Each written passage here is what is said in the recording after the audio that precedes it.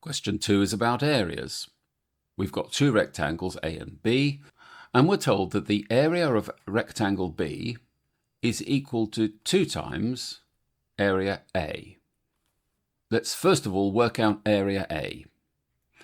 This is equal to 4 multiplied by 5 minus x. Area B is equal to 5 multiplied by 2x minus 1.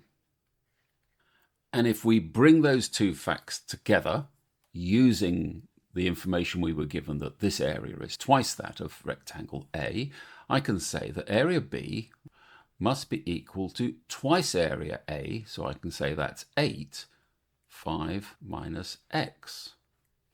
This is just down to algebra, multiplying the brackets out and seeing what value we get for x. Okay, we get 10x minus 5 is equal to 40 minus 8x. Add 8 to both sides, so we get 18x.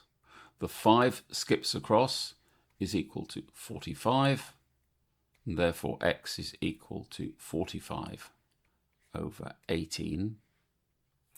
And because a factor of 9 can be taken out of both these numbers, 9 goes into 45 5 times and into 18 twice, and that is your answer.